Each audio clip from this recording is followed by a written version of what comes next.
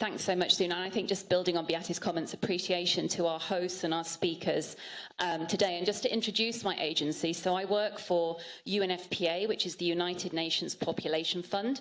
We've had a presence in China for over 3 decades, and during that time, really worked closely in cooperation on issues of population, dynamics, sexual and reproductive health, empowerment and well-being of women and young people. And I think going back to Director General Tian's comments, as China has really seen a phenomenal improvement in terms of addressing maternal mortality and maternal health, now really leveraging that expertise in China to focus on less developed countries and to take that expertise out with the foreign assistance that China's providing. So I'm really pleased to have an opportunity to talk about the interlinkages between climate change and health. And the reason for that is because very often, particularly at the time of a COP, and as you know, COP26 started on Sunday in Glasgow, the focus tends to be much more on the issues that Beate touched on. So those themes and issues around emissions and financing of mitigation measures, and sometimes the linkages between climate change and negative health outcomes can get lost. But we know on a daily basis that populations all around the globe are experiencing negative health outcomes because of climate change. So we know that when we see extreme weather events, rising sea levels, heat stress, poor air quality, linked to those, you will see increased morbidities and increased mortalities. And sometimes those are acute. So, for example, if you look back to July, when we saw the extreme heat dome in North America, the numbers of people that died because of that were really very clear. But there are also sometimes hidden longer-term effects that we're seeing. So, for example, there's a growing body of research focusing specifically on the challenges that outdoor workers are facing. So those in construction, those in agriculture, where repeated exposure to extreme health is actually creating chronic health problems. And the health sector agencies such as ours, WHO, and other players in the health sector are really starting to think through what we can do to address these problems. So to really put climate change and health on the agenda, just last month, WHO launched a report on climate change and health, which was developed in partnership with agencies such as mine and actually over 150 organisations from around the world that are passionate on this issue. And that report set out 10 priority actions to address the health crises within the context of climate change. And that report very much recognises that when you see a temperature increase, whether 1 degree, 2 degrees, half a degree, you will see millions more deaths across the globe. When we look at the relationship between health and climate change, I think of particular concern to UN agencies like mine that focus on health is the fact that the most vulnerable carry the greatest burden of negative health outcomes in this context. So it's not just that climate change is a driver of mortality and negative health outcomes, but it's actually also a driver of health inequality. The very inequalities that we have just spent the last 20 years trying to address since the beginning of MDGs. So at a global level, it's the least developed countries that are the most affected. And for those of you who've been following the lead up to COP26, you will have heard very clearly the voices of leadership from least developed countries, from small isle development states, really calling out the specific challenges, including health challenges that they are facing because of climate change. But then when we look within borders, what we see every time is it's the most vulnerable again that carry the greatest health burden. It's the poorest, the elderly, the very young, it's women, it's ethnic minorities, it's those with underlying health conditions who are the most affected. And for those of us who work in international development, we know very often that people have multiple overlapping vulnerabilities that only increases the negative health outcome from climate change. For my own agency, which focuses specifically on sexual and reproductive health, we've been particularly concerned in recent years about the direct and indirect impacts of climate change on maternal health. And we are seriously concerned that particularly in countries that maybe have only taken the first few steps forward in improving maternal health, in achieving sustainable development, that progress is vulnerable. and that we risk that we may fall back on the gains we've made in improving those maternal health outcomes because of the impact of climate change. So, for example, we know that increased heat leads to increased risk of stillbirth. We know that increased heat leads to increased disease that can affect both mothers, unborn babies, and the newborn. We know there's already evidence that shows that climate change is increasing global inequality in maternal nutrition. And in terms of indirect impact, every time there is a climate-related emergency, health services are disrupted, livelihoods are disrupted, and once again we see negative impacts on the health of mothers and newborn.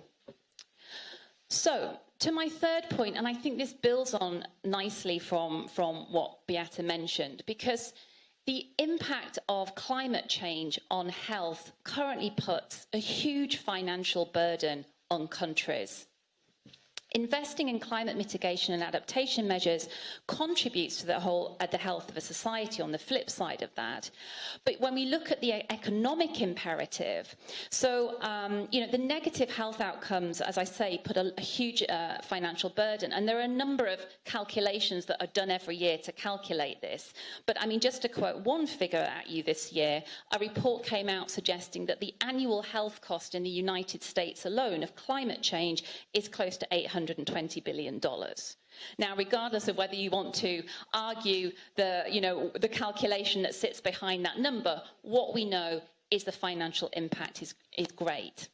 Now, this is important because when Beata talks about the size of investment that's required by countries to address climate change, I will step in and say yes.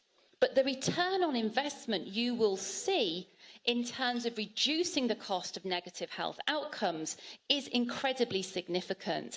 And this should be an additional imperative for countries to make the investments in the mitigation measures that Beata is referencing. And I mean, maybe just to my final point with an eye on time. So, for those of us who work in the health sector, what do we do? Because we aren't working in the bigger dialogues around emissions and greenhouse gases. That's not where we focus. We're in the clinics, we're looking at the health systems, we're looking at how medicine's moving and whether the health worker is trained. So what is the link then between our actions and the impact that climate change is having? So to take you back to the report that I just mentioned that WHO launched last month, which looks at this relationship between climate change and health outcomes and these, 10 critical actions. So the focus really needs to be on building more resilient and environmentally sustainable health systems. And when we think about resilient health systems, that's a much more immediate focus on adaptation. So how do we build health systems that are much more resilient to the impact of climate change within the context where they are operating? And to do that, countries really need to identify the specific vulnerabilities in their health systems. And these are very often geographically specific. They need to develop very specific contextualized adaptation plans and then implement them. Now, importantly, in China, we've already seen a recognition of the interplay between climate change and health. So, for example, the National Plan for Tackling Climate Change recognizes the benefits of adaptation and mitigation measures to support health. In Healthy China 2030, it incorporates reference to targets around air quality and water quality. And notably, and this hasn't happened yet in many countries, there are a number of provinces in China where provinces themselves have actually taken on the initiative to start developing health adaptation plans to ensure that their health systems can fully respond to the immediate changes related to climate change to maintain health of the population. And for me, I was really pleased to hear Director General Tian talking about bringing green approaches to bilateral, multilateral work and foreign assistance, because I'm already thinking about, well, when we work with SCAF, with the South to South Fund here, with China's assistance, how do we bring in these greener approaches to health systems when we work with other countries in the South? I mean, particularly for us, countries within the continent of Africa. So that deals with adaptation. But then when we start thinking about environmental sustainability of health systems, then we're starting to look more at the longer term focus and that health systems can make to mitigation. Because health systems aren't passive. You know, what we have to recognise is global health systems contribute almost 5% of global emissions a year. And so whilst at the moment there is a bigger macro level focus on fossil fuels, eventually as progress is made, we're going to start focusing more and more on the role that health systems themselves play actually in contributing to climate change. And so, you know, adaptation is now, but there's more and more a focus on building greener health systems. So how do we build health facilities differently with passive cooling, cool roofs? How do we increase energy efficiency? We've started to monitor across, you know, the supply chain from the point when a medicine is developed and manufactured right down to the point where it's put into a client's hands.